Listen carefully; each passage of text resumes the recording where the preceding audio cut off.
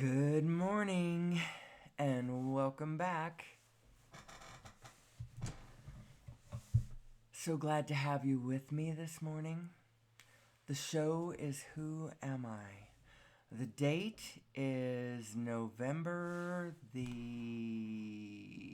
14th, 2024. And my name is not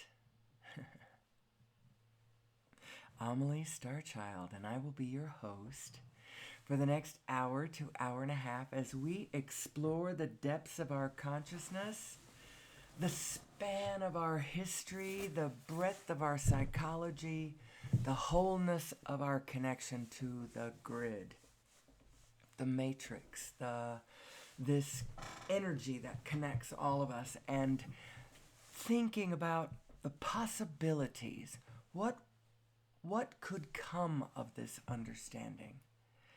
Now, to just imagine what we could all be and do and have if we understood it is one thing. That's kind of just daydreaming for me. The thought of us collectively understanding this takes my breath away. But, in the absence of total getting it, which I think we're on the way to. As much as as much as certain things might be discouraging, um, don't be discouraged because we have every card is actually in our favor. And this show is kind of dedicated to me explaining why that is.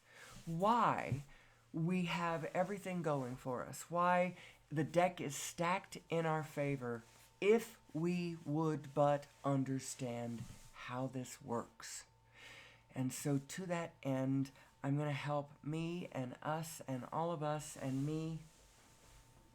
Certainly this is to help my own understanding grow as I sort of muse and put together things, but I'm doing it sort of in a stream of consciousness and on a public platform, and then allowing you to watch me do what it is that I do. So what are we talking about? Source energy. What is source energy, and why is an understanding of source energy going to help us all get where we really need to go?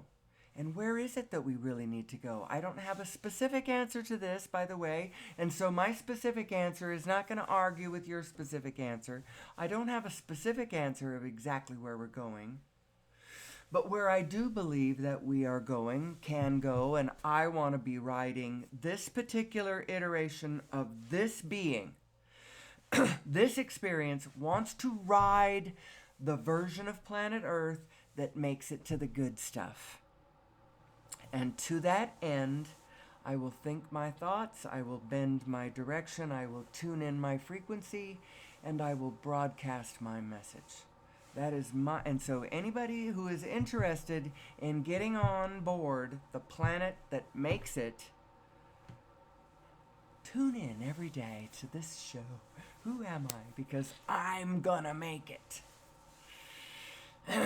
Now, specifically, I don't have anything really specific to say about what others should do. That is good news. I want not to be a dictator. A dictator is one who has a vision from within himself. And if we give him the power, he makes all these things happen, orders us around, dictates, you do this, you do that, you do this, you do that, I'll do the blah, blah, blah. Whatever. That's what a dictator does. I am the opposite of a dictator.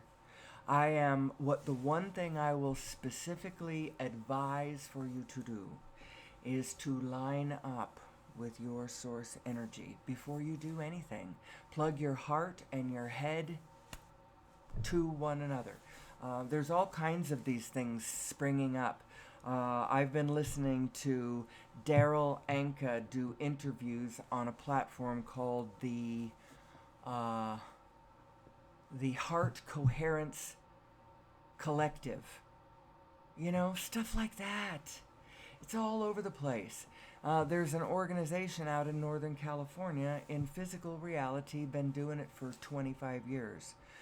Maybe over 25 years now. They might be tipping into 26.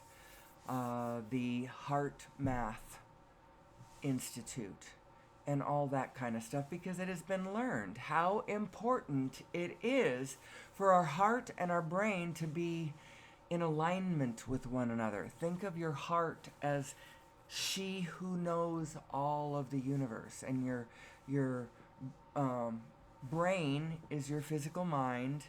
The two, you and eternity, needs to be in alignment. You and reality needs to be in alignment in order for you to have access to your fullest set of information. And let me tell you, your fullest set of information is all the way out to the size of the whole universe. You have access to the whole set of information, but only when you align yourself with who you really are, all the way down to the Planck. Like Nassim says, there's this lovely quote that I have of his. And here I am quoting Nassim. He was just talking to somebody, but he was explaining this to somebody. And I thought, oh my God, that's the best way I've ever heard this said. It's when you integrate yourself as a biological being, you connect with the morphogenetic field of the planet. So as you line yourself up with the wants and needs and flow and connection to the biofield, you connect informationally with the morphogenetic field of the planet. When you integrate yourself at the atomic level, so go down another level and realize yourself, and now you are everything around you. But it goes deeper than that. When you integrate yourself at the atomic level, you connect with the solar system.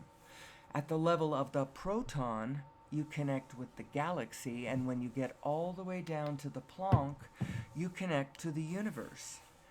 Now, you don't even need to connect to some of those levels yet, but you know what? When you connect all the way down to I think that as you get to the deeper levels, the higher levels in a way are easier, because it's sort of like when you line 2 points up, you've sort of started to demark the plane.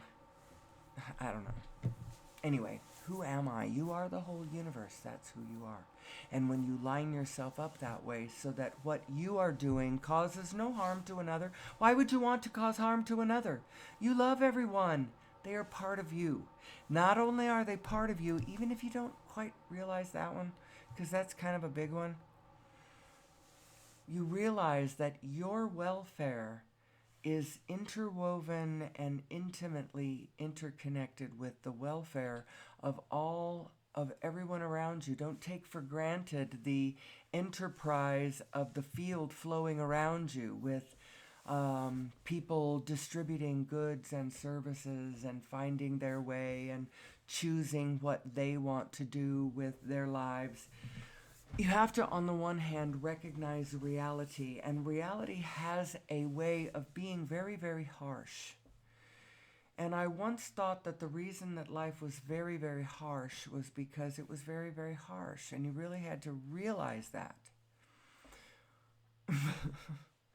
In a way, that's true, but honestly, if you play the game right, life isn't necessarily harsh at all. It does not have to be harsh. It can be really, really, really, really cool, blessed, fun, connected, joyful, meaningful, powerful, even dramatic in its power, but not necessarily horrifying. At the worst, at the very, very worst, it's extremely fascinating. It's, I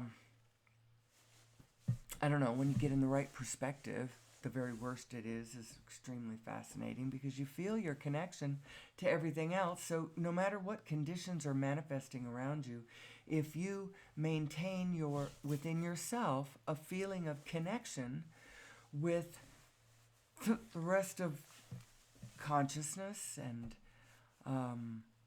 intention and spirits around you,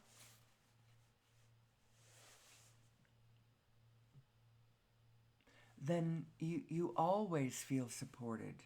Even if you're sitting in a room where there's absolutely nobody around you.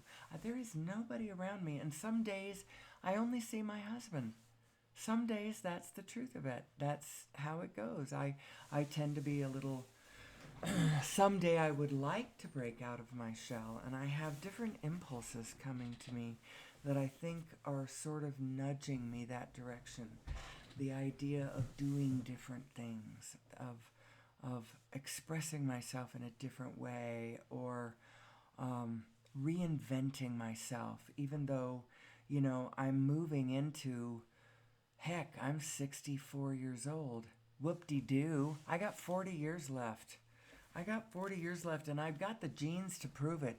My dad is coming up on his 99th birthday. I've got good genes.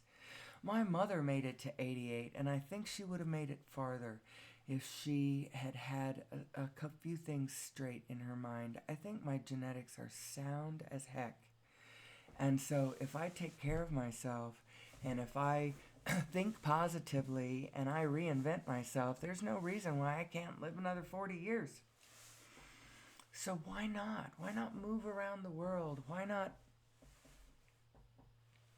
Anyway, who am I? Who am I? Who are we indeed?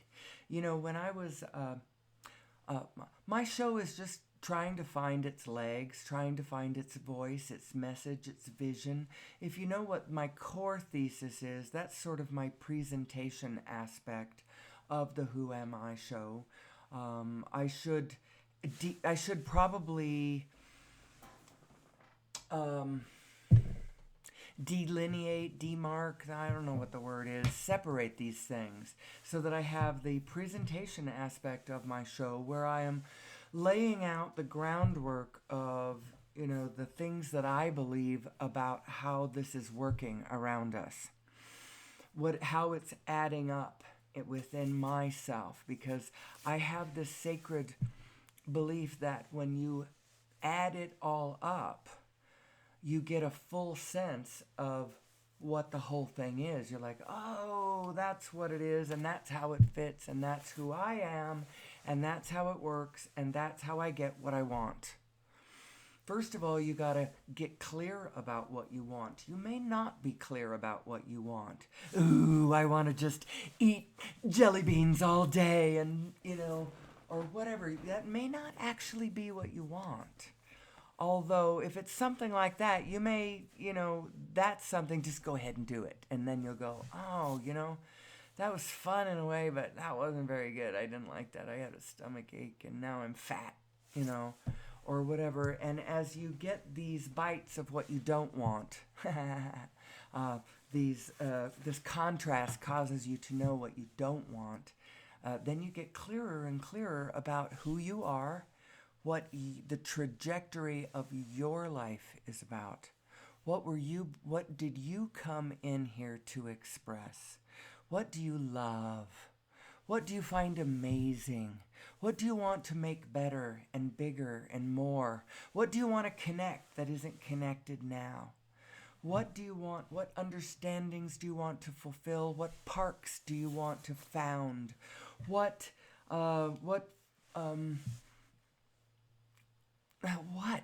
organizations, what understandings, what projects do you want to be a part of? What did you come here to do?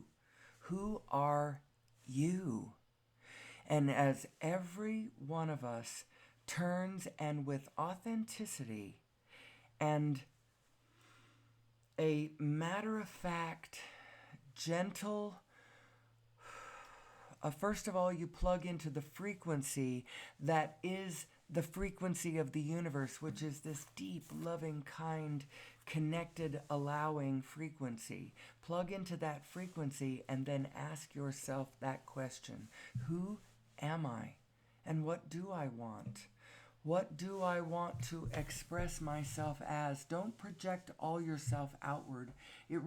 What's really happening is you are projecting your consciousness out onto a field of planks in front of you, and they are dancing into shape based on the focus of your attention, the frequency that you are zapping the planks with. In other words, the state of being that you are in, that is traversing your starship through the trajectory, which is actually like a drive-in movie kind of a thing, where you're projecting it. So it's actually more interesting to pay attention to yourself and what you're doing, but not in a judgmental way. You get into this state of gentle allowing. Allow yourself to be who you are. You're okay, you're okay. I'm okay, you're okay. We're all just fine. Get yourself into that state, and now, with honesty, from that position, see yourself. And think about what you want in this world. Think about who you really are and what you really want. So who you really are is the whole field. First of all, know that. Who you really are is the whole field. I am the whole biofield of planet Earth. And from that position, what do I want? Well, I want us all to dance together in a beautiful, beautiful harmony. I want my whole body to work properly. I want my liver and my lungs and my kidneys and my circulatory system and my respiratory system and my regenerative systems all to be working powerfully well.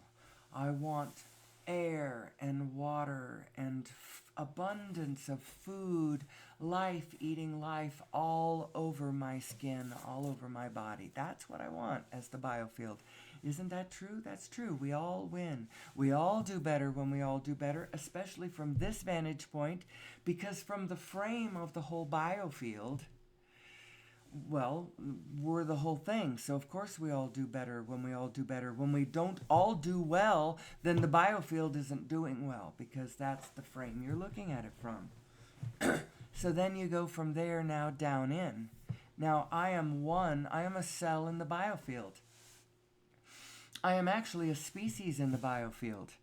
And my species is humanity. That's my species, and I want my species to understand itself. I want it to perpetuate itself. I want it to joyfully play with itself. I want it to play nice with the rest of the field around it as well. I want us to powerfully achieve what is possible for us to achieve here on planet Earth. I really, really, really, really do.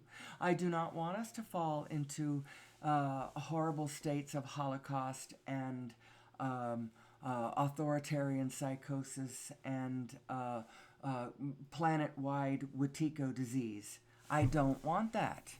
I don't want us to do that. I don't want us to retain our schizophrenic current state. I want us to blend beautifully and naturally with the biofield around us and create the future of vibrational abundance and harmony that is in the future of humanity, who takes the fork of peace, who takes the fork of understanding and comprehension and love and connectedness. That's the one I want to go. That's the train I'm riding on. You just bet your sweet Pippi. And how do you ride this train? Well, get into alignment with your inner being and think the thoughts that she adds her energy and fire to. That's what it is. When you talk about thinking in alignment with source, your source is thinking, has got so many irons in the fire, so many things going on, so many, it's all of us working together is this great mind. And if we can get in touch with this great mind and align our ambitions and our goals and our aspirations with this great mind and this great being whom we are part of and one with, and each individual self of us can align with. And then there's meat and potatoes for the mind like you would not believe.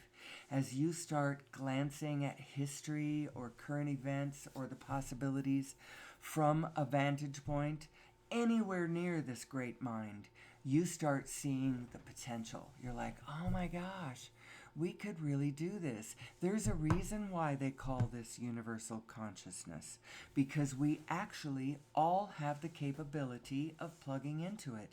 And from this plugged in place of universal consciousness, wow, all we have to do from this position is follow all of our most interesting, what do I want to do from this position? What do I want to do? What would be fun? What do I want to make of the years left of my life? Do I want to just, settle in here, molder in right here? And, not that there's anything wrong with it. If you're in the position that you want to be in, dig in and actually make the most of wherever you are. The way you get out of any specific position that you don't like yourself to be in is, first of all, don't fuss about the position that you're in. That's not what the problem is. Actually, that is what the problem is. You fussing about the problem is what the problem is. Because if you would take it from a different vantage point, and when you're confronted with, like, I don't like this job, or there's things about this house that I really don't like, there's things about my life, there's things about, whatever. If you're focusing on the nitpicky niddlin' diddly dat details of things that you don't like, thinking that that is the pathway to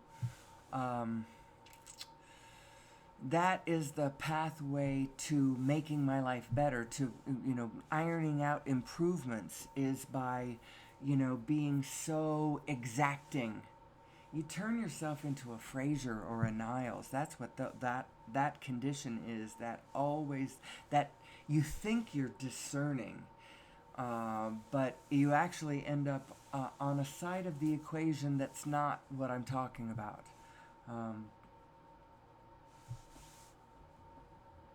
Who am I? Who am I? It's such a good question. Such a good question. And why do I think that this discussion overall and this general understanding of really who we are and how this works is going to be the pathway out of the problems that mankind finds himself in? What are the problems? If we have problems, this is what they are. Authoritarian psychosis that we don't understand the source of or the cure for. Go read Paul Levy's works. Wetiko, Dispelling Wetiko was one, and Dispelling Wetiko, and then there's another one. He's got a new one, and it has the subtitle on this one, I think, is Dispelling Wetiko for Good, or I don't know exactly what it is. Go look it up and you'll find it. Paul Levy, Leby, Dispelling Wetiko. All his stuff, he talks about quantum physics. He talks about the quantum field. He talks about us as a field phenomenon. He talks about these different dimensions and layers and frequencies of ourselves that are within us, that are attracting each other based on, so whatever frequency you get tuned into, you start tuning into all the other people who are on that frequency. So if you do not want to exist in a world of orneriness, where people are battling it out, where the strong resistance and pushing and shoving, and it all gets to a dark champion moment of dramatic destruction. And if you don't want to live that existence, and that's not the one I want to live. Some people might find that dramatic and they want to ride a planet Earth that does that. Well, thank you very much. That is not for me. What I want to do, the one I'm looking for, is the one where we all come together and realize who we are from our loving, connected, possible, joyful, fun, enthusiastic, interested, truthful, honest, honorable, impulsive, loving truth. That's the one I want to live. That's the planet I want to be on. I want to I can see the movements of humanity all over the planet, moving towards a better understanding. It's done better in some countries than in others. I can see beautiful, beautiful spirits in Canada. I can see that in Canada. I saw them in New Zealand. The fact that the Western white, I don't even want to call it white because it's just a Western kind of philosophy of mind. It doesn't really come from a bloodline or a genetic thing. It's a state of thought. This Western mindset. You can be any color and carry it. The Western government has embraced and entwined with the indigenous Maori culture to the betterment of both of them. Although in the land of worldly possessions, well, it doesn't matter. That's always where the weakness is, isn't it? Worldly possessions. Because that's where people kind of yank in a not necessarily feeling secure in this world kind of way. They clutch at their possessions for safety. So why do I think this understanding is going to be the pathway out of the wilderness? Well, first of all, it is going to directly lead us to a better... Instead of saying I keep saying freedom from fossil fuels, but you know what? That sentence has resistance in it. I can feel the resistance in it now. Freedom from fossil fuels. Ooh, from my position, that almost sounds really, really good. But I can feel the resistance in it. There's a huge industry, a collective industry that employs millions of people worldwide across all kinds of different jobs, refinery and transportation and just whatever. I don't need to say any more than that. Lots and lots of people in this industry. And when I say freedom from fossil fuel, they all go, what? What? We can't be free from fossil fuel. That's how I feed my children. And I can so understand that. And I will not push against that at all. Actually, what I'm looking at is let's don't call it freedom from fossil fuel. Let's call it, wow, is there a potential way, way, way better energy source for humanity that we can add to what we've got, and eventually all of us can just fly to the future on golden wings of magnificence, of possibility, golden wings of possibility.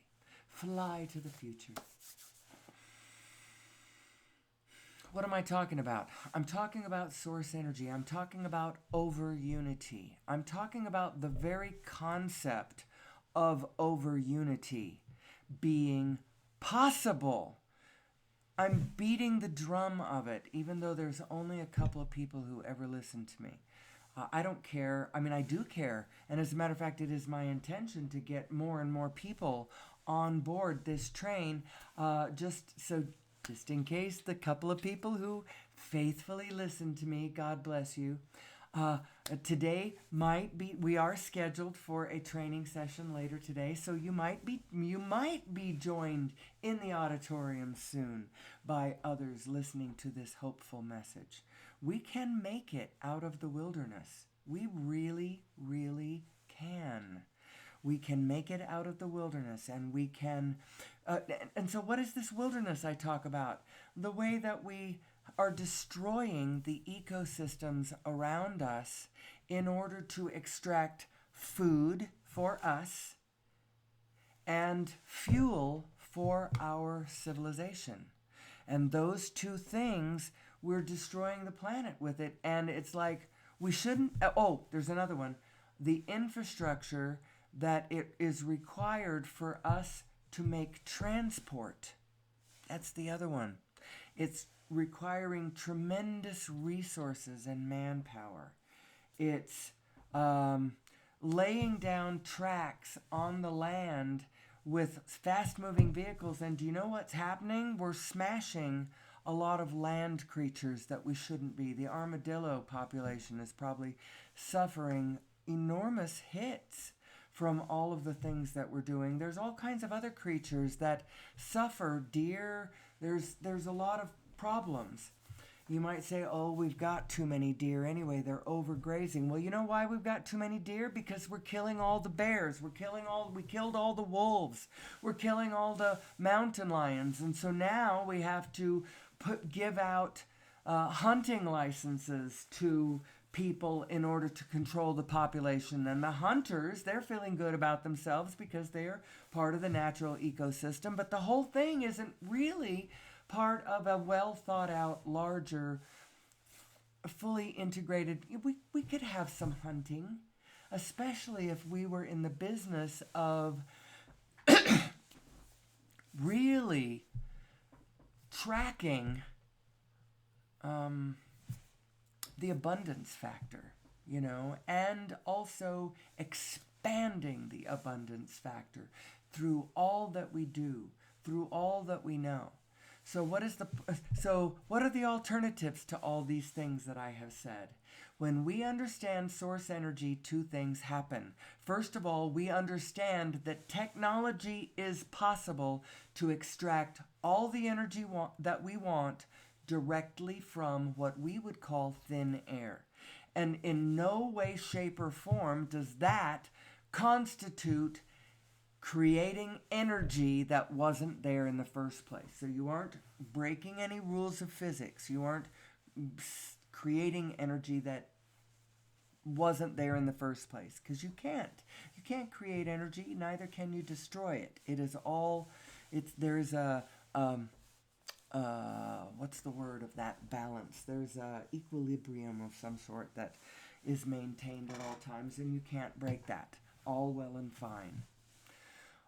But over unity and like working the Planck field, working the Dirac sea, the Casimir plates, or whatever kinds of technologies would be to extract energy directly from the source of all energy, which is, by the way, the source of all energy is in every location. Every physical location that you could say, anywhere, the source of all energy, of everything is everywhere. And what it is it's all of the Plancks that all of the universes are made of, zapping together, reverberating, hologramming. They are holographing. That's what's happening. That's how you can trust. You can know from the bottoms of the soles of your feet all the way to the tops of the hairs on top of your head. You can know that your inner being really is connected. And so when you get into agreement with your own vibrational inner source, you will be in vibrational sync with all of the field around you and its true desires and its true flowing towards an abundant future that all of us benefit from. We are all in this together. We are truly all in this together. And I don't care how ornery you're being. It is I am dedicating my life and all of my purpose to more and more coherence in the field. Coherence with a capital K against chaos with a capital K. Chaos and coherence. That's the two. It's not chaos. It is kind of chaos and order, but there is an order to the chaos side. There is an order to the chaos side, so you've got to watch that. Hitler did everything in triplicate. His whole regime, there was an order to that, but there was a chaos about it too. And just like a hurricane, a hurricane is an organized force. There is an order to it, but it is an order of chaos. So you got to watch that. You got to watch that. Are you following the path of true coherence, or are you following one that's a little more chaotic? And how can you tell the difference? Well, the difference can be measured by where you are in your personal emotional state of being. Where are you? Where are you generally most of the time? Where are you specifically in any given moment in time? And how the two of those play together. If you are in vibrational sync with your inner being in general most of the time, then in general most things around you, if you would look around you, you're like, yeah, well, most things, I have to say, most things are going fairly well for me. And there's the generally, how well are you doing? And then there's specifically in this exact specific moment, how are you doing? And in this specific moment, if things aren't going quite as well as you would like, and you're feeling negative emotion, well, it's like Abraham says, there's two ways that you can tell how you are doing vibrationally. How things are playing out in general around you and how you feel in this moment. Both of those things are, and it's kind of a dance between the two of them, because neither, and the whole time you're projecting your life forward and making your choices. What do I want? Who am I? What do I want to do for a living? Where do I want to live? How do I want children? What do I want in a relationship? What do I want to understand about the entrepreneurial world? I have somebody that I would like to coach sometimes, and I would like her to listen to me for hours on end and not do a back and forth. Just listen to me for hours on end. and then from that position, now go out and pull yourself together. What are all of the things you want? And believe in a universe that can deliver to you everything you want. Not just some of what you want, but all of what you want.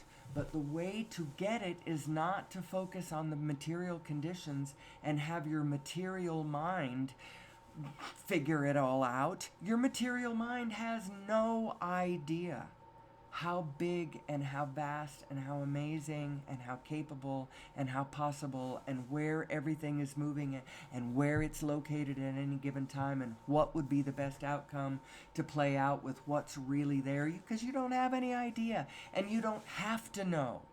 That's the beauty of it. You don't have to be a scholar in this. You just have to be in alignment with the aspect of you that does know. So make nice between your physical mind and this greater part of you.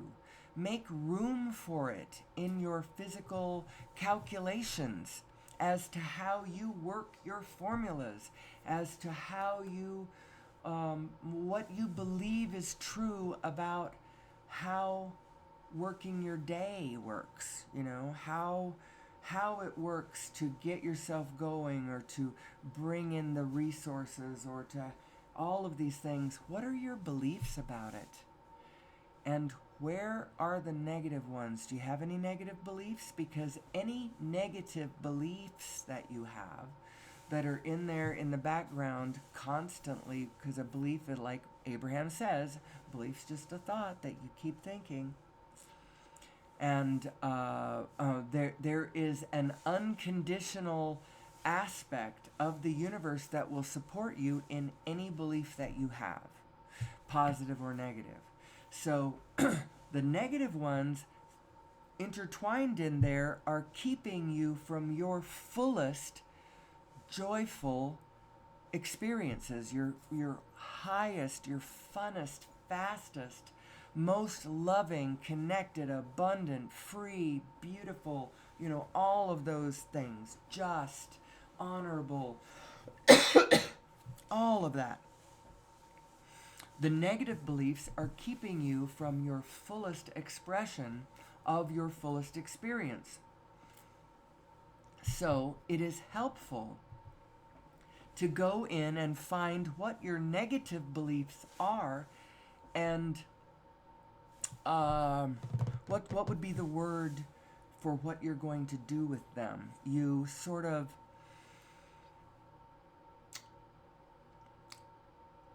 disarm them. Maybe that's what it is. You disarm them. You flow them. You turn them a different direction. You don't negate yourself by saying, "Oh, I was bad. This was wrong." You don't do that.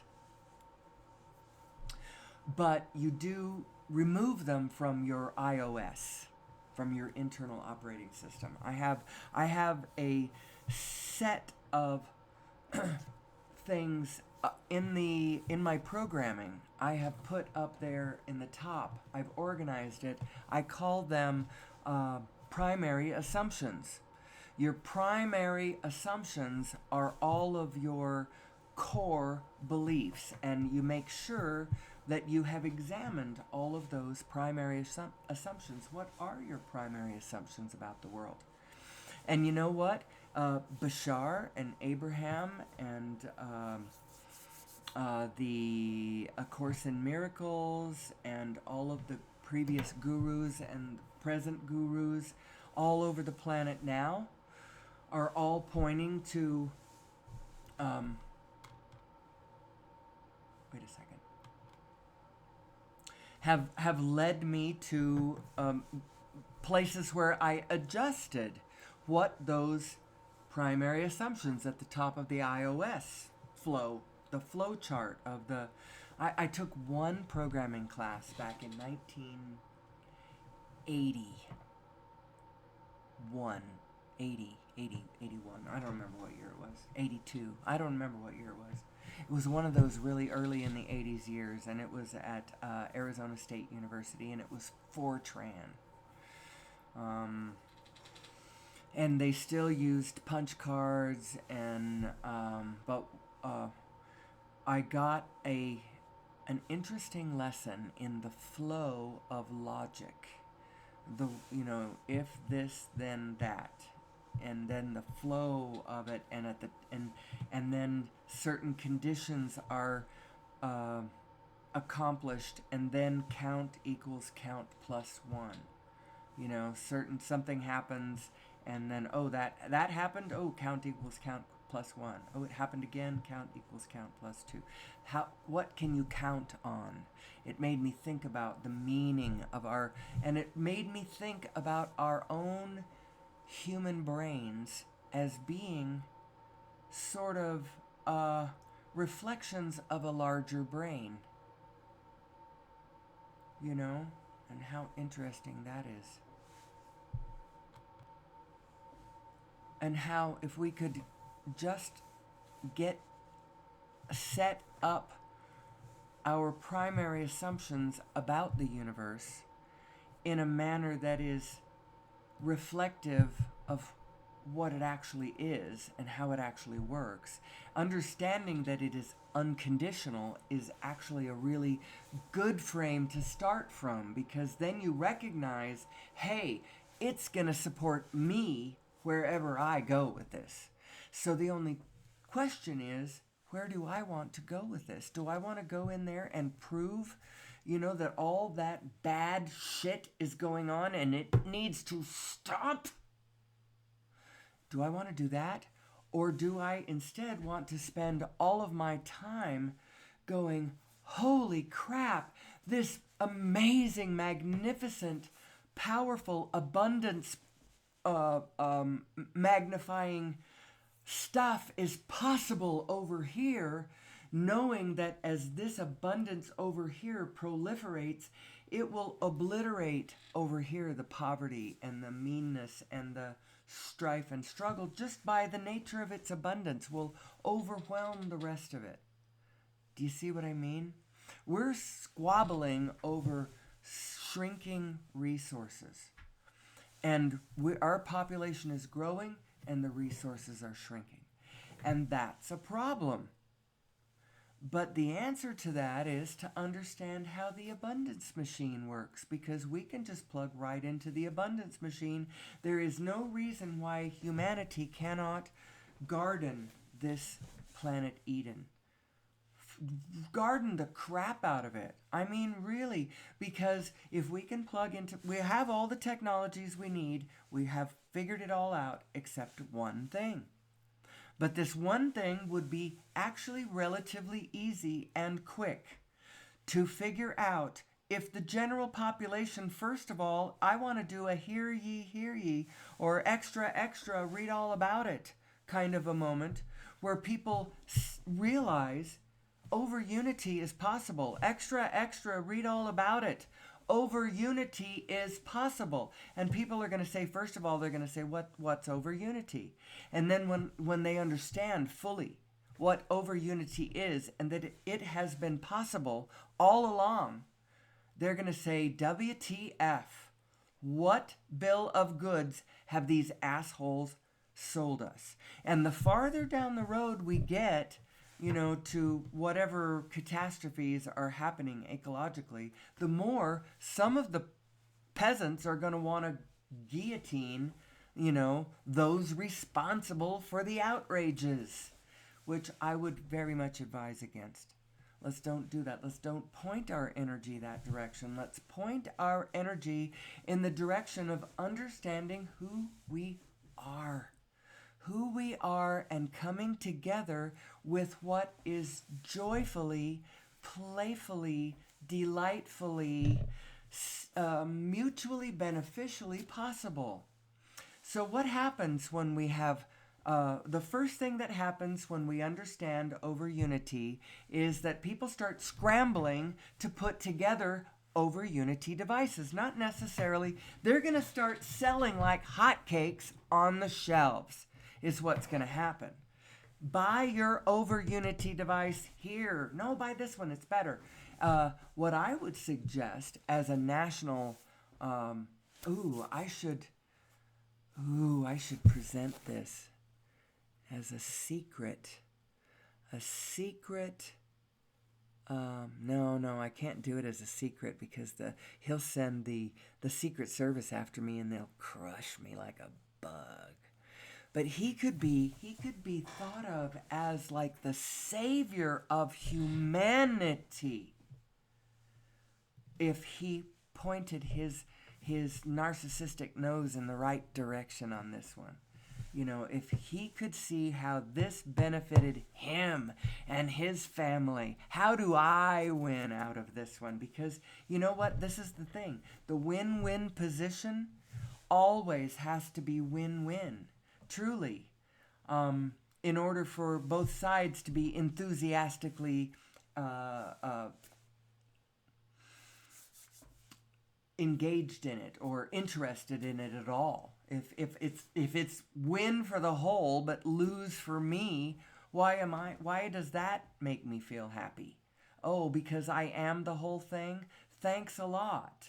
Great. No, it has to be a win-win. So I have to figure out a way where he can win and we all win too. And I think this is it. A national contest, a national competition to come up over Unity devices. And the best one gets like a $10 million prize. Every over Unity device that was submitted by X time period that works, and maybe you give it 6 months. I don't know how long you make the contest last. Maybe a whole year if you want to try to get, regular people, give them a fighting chance of winning this competition. They're all submitted. The first 100 devices that are submitted, and nobody knows when these devices are actually, you could have 1,000 submitted, but the first 100 that qualify, and you don't have any idea where you stand there, do you? So people just keep submitting. The first X number that qualify, they get $1 million. They just get given $1 million. And then everybody else's, I don't know, you have to give them something. Give everybody who came up with one that works. It all depends. If there's 1,000 of them, then you maybe have to give less. But boy, you could flood the market with such a variety of design. None of them patented. None of them owned by any particular anybody. Maybe actually anybody that can come up with a viable design that has enough differences. It has to be substantially different from other ones, because it can't be just little designer versions of the same thing. And, you give one to every one of your cousins and they all submit it, and we know they all work, and we're all getting $1 million. In a way, it doesn't matter if you're that clever, who cares? But what will end up happening is on the market will be a flood of workable designs. And now you got manufacturers that are going to start building these things and selling them to the public. And it isn't going to be very long. It's going to be just like a twinkle in the manufacturer's eye. And all of our energy is going to be coming from a different place. All the other stuff is going to be the same.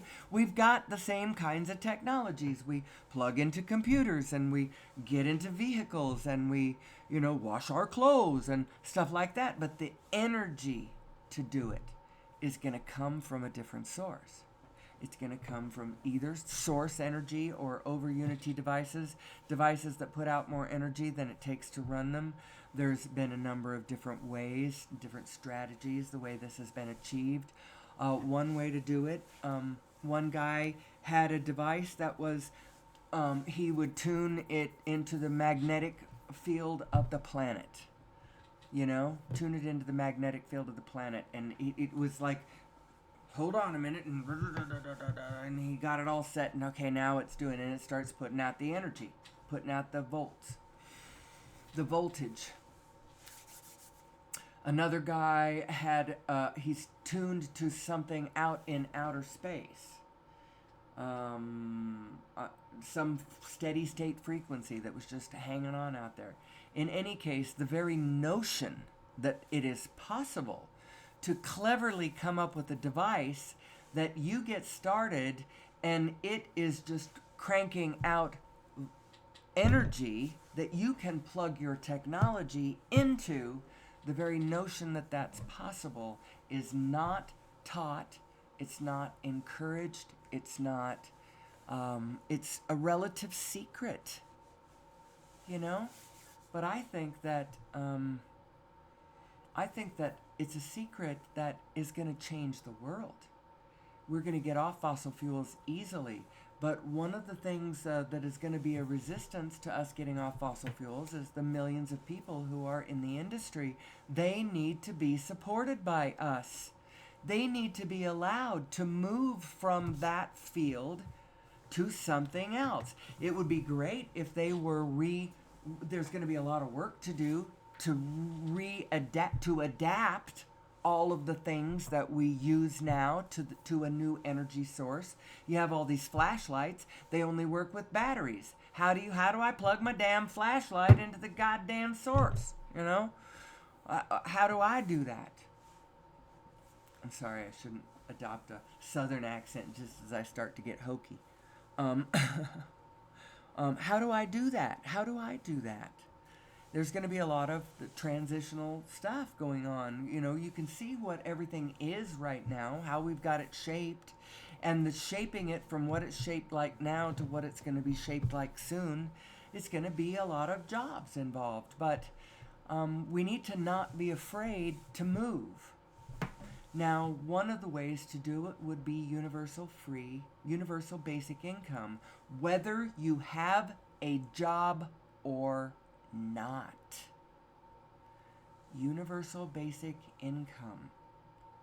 Universal basic income. Whether you have a job or not. You don't file for universal basic income. Everybody gets it, and it doesn't matter, you know, it doesn't matter whether or not you have a job. There's a whole lot of jobs, a whole lot of high-paying jobs out there right now that probably shouldn't be being done. The only things that we should be doing are the things that excite us, that interest us, that are life-supporting and life-sustaining and abundance creating and beautification creating, and all of those things. We will continue to want to do them even if we have a universal basic income. You know, we need to that universal basic income should be big enough, you know, that you can keep body and soul together, but not so good that people really want to just stop there. Most people will not want to just stop there.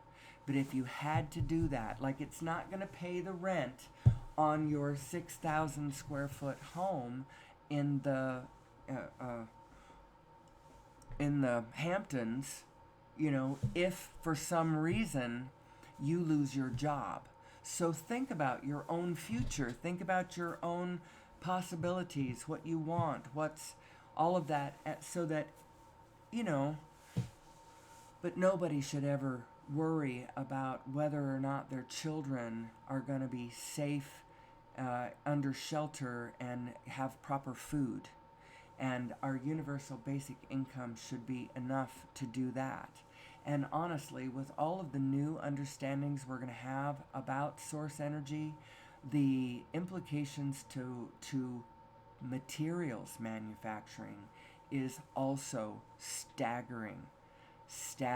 The implications to materials manufacturing, as well as so there's a lot of work to be done around planet Earth. We got to help restore the balance of all of her systems, her ecological systems, her circulatory system, her respiratory system. We're doing great damage to her. And one of the reasons that we're doing it is because of the way and how we are extracting fossil and burning fossil fuels. Our carbon footprint, our transportation system, the way it is land-based, and so it involves this infrastructure that lays across the roads, and it interrupts all of the movement of all the natural creatures around. We would have so much more hunting grounds and so much more wildlife to hunt, and I would be maybe less oogie about hunting if I felt that the whole of the whole was being considered as we give out permits or we engage in these activities. I know that certain hunters have a great deal of respect for their quarry and the natural world that, as a matter of fact, duck hunters are largely responsible for keeping wetlands in good ecological order, because when the wetlands don't have, when they aren't healthy, then the hunters don't have ducks to hunt. And so we really are in all of this together. I don't mean to push back against, I just, something recoils in me when human beings, their first instinct when they see a beautiful living creature, when I think that we are on the wane, their first instinct is to hunt it, is to kill it. But I can understand that hunting is fun, and I would love to recreate an abundance level upon planet Earth where I did feel comfortable with our wildlife management in general, all across the board. Predators, herbivores, the land itself. If I felt really good about us and all of that, I really wouldn't have a problem with hunting. If any of my hunting relatives ever listen to this, they're like, oh my God, yeah, that's that tree hugging vegetarian, new age,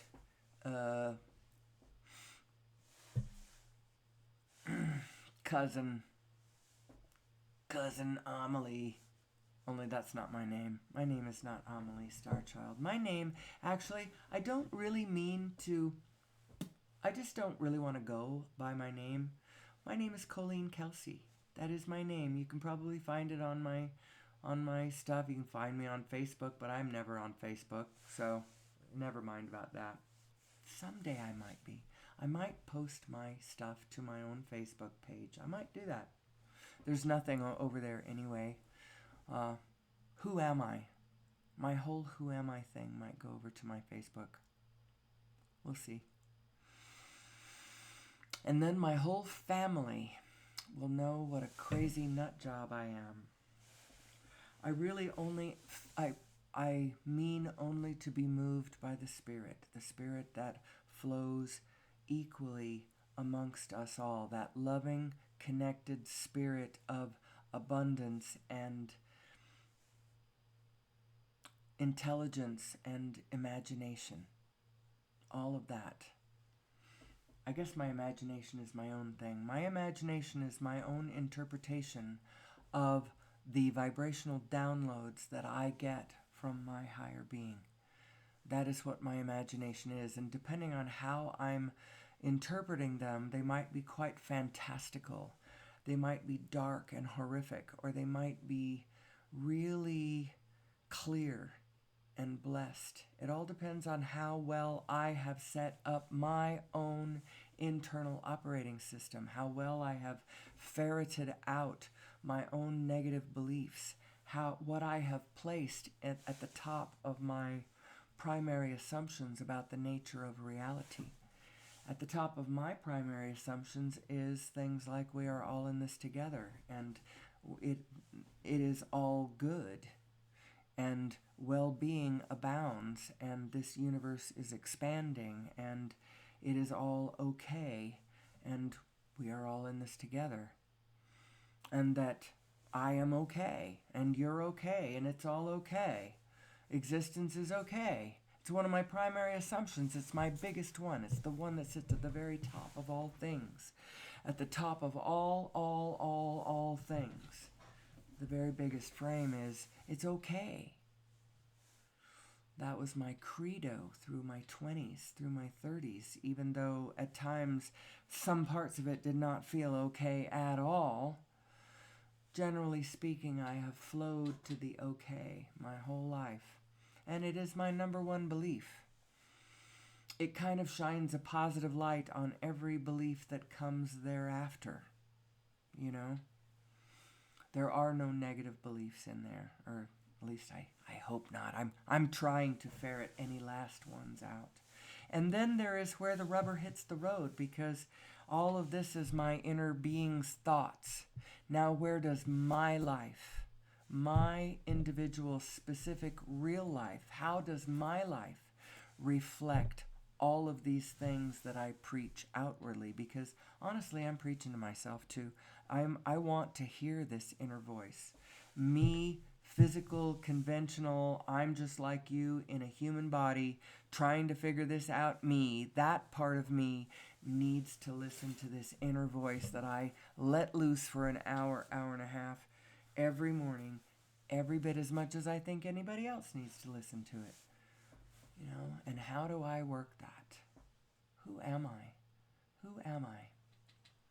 I think that we really are going to be okay. Eventually. I'm going to be okay. I am okay. And I'm going to continue to be okay. That's what I know about myself. And we are all going to be okay too, I think. I think we're going to ride the version of the world that makes it to true connection, to a powerful understanding of who we are, where we came from, how our species got here, what our challenges of being this species is. I think the main challenge to this species and its continuation is the fact that we can get carried away in our thinking brains without benefit of our vibrational self. We can turn away from source. Unlike all the other creatures, they just feel the impulse of source and they are pinging with source. They don't have an alternative to source. They just are source. And so from their own perspective, they just keep moving to the good, to the good, to the good, but they aren't able to fix us and our tendency to go whatever direction. We can go in directions in our mind and not take our inner being with us. And when we do that, we go off the rails and we think stupid thoughts. We have to take our inner being with us. It is our inner guidance. And how do you know what she's guiding you about? You have to pay attention to how your thoughts make you feel. You're not talking about how the condition is making you feel. Everybody loves beauty and love better than they love hate and ugliness, right? That's not what we're talking about. We're not talking about the condition. We're talking about the thought that you have about the condition. How does that make you feel? If it makes you feel disempowered, if it makes you feel small, if it makes you feel despair, then you need to do something about the thought that you are having about whatever it is you're looking at, because your inner being, who is connected to all that is real, I cannot emphasize that more, this spirit aspect of who you are is a spirit, but she is connected to all that is true and real in the physical world, all the atoms, all the molecules, where the blood is flowing, how the wind is blowing, where the leaves are falling, where the furniture is located, how the people are moving down all the desires. She is in a place where she is orchestrating all of those and blending them harmoniously based upon the needs / desires of all the beings involved. Now, the primary is the need. And if you want to really get into sync with the flow around you, get in the habit of consciously wanting what you need. And not so much wanting things that you don't need. You know? That thing that you just are lusting after and craving after, you don't need it in the slightest, not in the slightest. And not only that, it's going to cause detriment and harm to beings around it. You're going to stomp on all kinds of other things as you go to get that thing that you think that you want. It's only a piece of you that wants that. What you want to find is what all of you wants. Because what all of you wants, that's the place where it is beneficial to the rest of the field. When you start grasping at what parts of you want, that's when you get into trouble. That now you may not be in flow with the rest of the field around you. So that's why a lot of teachers will tell you that one of our primary impulses is the impulse to wholeness. It is one of our primary drives is to pull our whole self back together again. Greg Braden tells you that one, but he's not the only one. It's a powerful point, and I agree with it. I think that is part of what we are doing. We all need to find our authentic self is our whole self. That's what our authentic self is. Our true authentic self is our whole self. It's like, it is our mad self. It is our feisty, saucy, ornery self.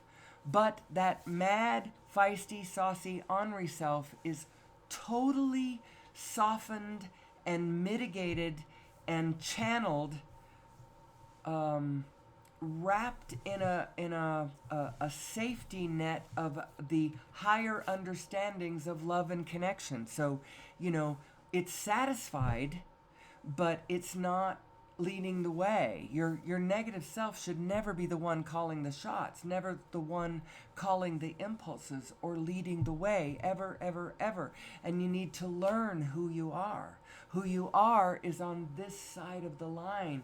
You may be continuing to cross this line back and forth, positive, negative, positive, negative, positive, negative from yourself, thinking that that's accurate, because as I look over here, I see something I don't like and I go negative, and I look over here and I see something I like and I go positive, and I look over here and I go negative, and I look over here and I go positive, and I think, well, that's really natural and that's me, and I just have to live with it that way.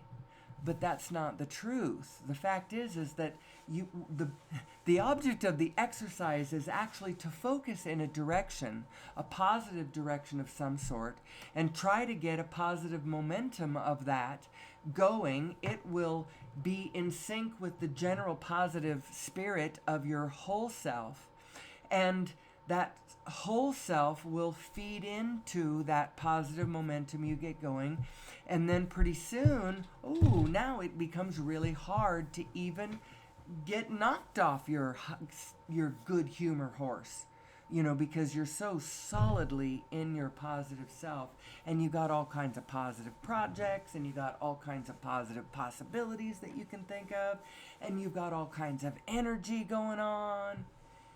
You see how that works? That's the object of the exercise, not... Now, you may spend some time at first going positive, negative, positive, negative, positive, negative, like, don't like, don't like, don't like, as you try to understand what this world is, the meaning of our history, the meaning of the pitfalls and dangers of being a human being, So you do a certain amount of that.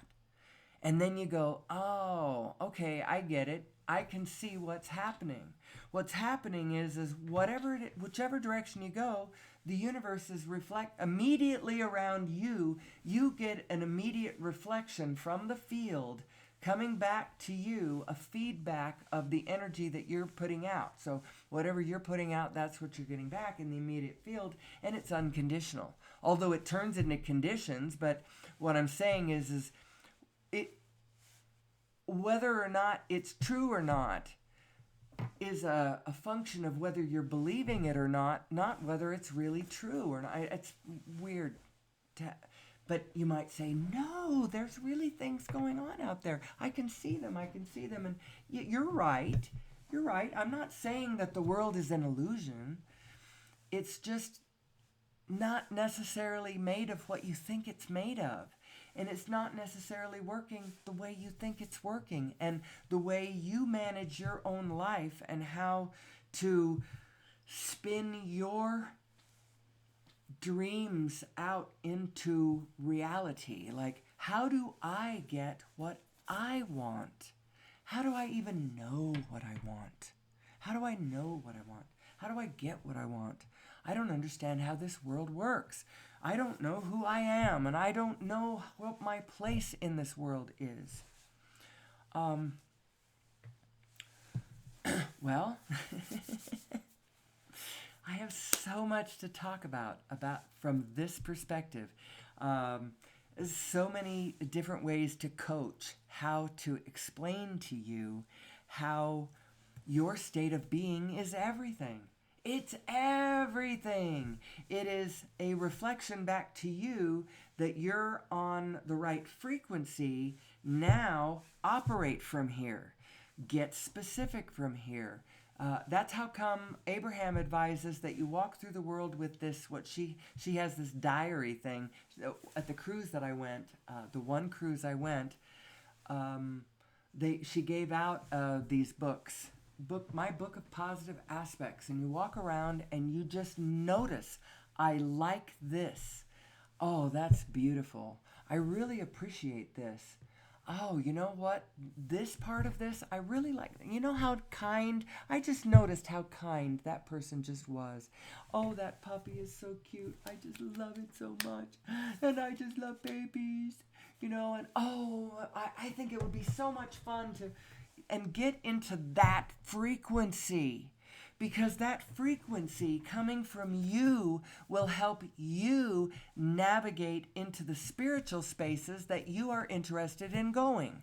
Spiritual spaces, as in spaces where the ecology of the land is connected and vibrant and abundant and replenishing, where people are joyful and connected and loving and kind, and they think optimistically and they think holistically. They think in terms of big systems and they think in terms of long time. They get into this place in their consciousness where they have figured out, they have extracted from their operating system the negative beliefs that are causing resistance to this expansion of this beautiful project life. That's the future that I want to get to. Now, I understand that that is not exactly what I have in my local field. That is not, when you open up the newspaper today, that's not likely the kinds of things that you are going to see. I just have to keep my eye on it. That's where I am navigating, and what do I have to do and be and think and feel to be a part of that world, to be harmonious with that world, to not be disruptive in that world. Because I'll tell you what, if my whole vent is banging the drum of everything I see that I judge and hate and don't like, even if I think, oh, but I'm judging and hating cruelty and meanness, so that means I'm coming from the right place, right?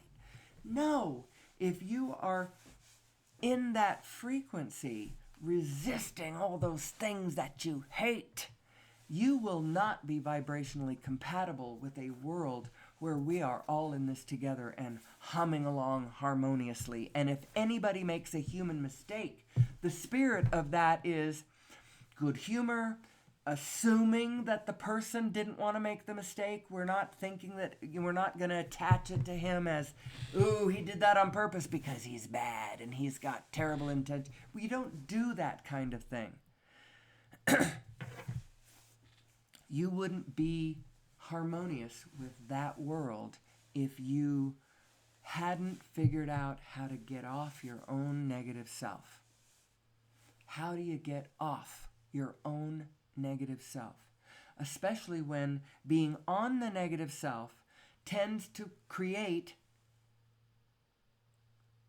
less than optimal conditions, which then conditional beings observe. Their vibration plummets, their impulses get worse, they create things that are worse, the conditions get worse. It's a vicious cycle. You see how that works? We got to raise our vibration. We got to know that we are okay in a world that is okay. Or at least the version of the world I'm writing is okay. All that stuff about all the other versions potentially actually in potential existing, it's sort of like, perhaps it's like those, you remember those books where different things, you had different choices. You'd get to a place in the book and you'd say, well, you go right or you go left. And then if you went right, then there was a scenario. You jump to such certain page in the book and you read it. And you go, okay, that's interesting. But if you went left, then, and it's sort of like that, but it's way more complex. And every single what if is there. And you get to decide which one you want to experience based on who you are and what you see yourself to be, what you want to experience, what you're interested in. And I would like to see this magnificent, co-creative, synergistic, harmonious future on planet Earth. That's the one I'm looking for. I don't need to see Holocaust play out in front of me and then test myself along the way there. I don't care about that. I don't care about that. I want to be leading the charge to a better world. Spiritually. That's all, spiritually. And physically, I want to hide somewhere where you can't really find where I really am. But spiritually, and follow me or me and what other gurus you have, or just other gurus you have. The truth is everywhere, and it is rising. So, like I said, I may be getting a training session, so this might be a podcast tomorrow on a feed that other people can see, and maybe some people might start checking me out. We'll see. In any case, God bless. Do the best you can. Come back and see me tomorrow from whatever platform you can find me on. I appreciate you being here. I really do. And there may be big projects in our life. If I do end up having big projects, I will keep you informed so that you will know how the equations that I put forth in this show, how I use them to work out in unconventional ways, perhaps, the challenges and opportunities that I face as a human being here on planet Earth in the 21st century, in the United States, at this moment in time. At some point, I want to broadcast my message to Europe. I want people in Europe picking this up. I do have connections in Europe. I might be able to get this feed going as soon as I get online with real podcasts and real worldwide internet systems. Anyway, maybe I'll have my lesson today, in which case we'll talk about that tomorrow. And until then, as always, God bless, and may the source be with you.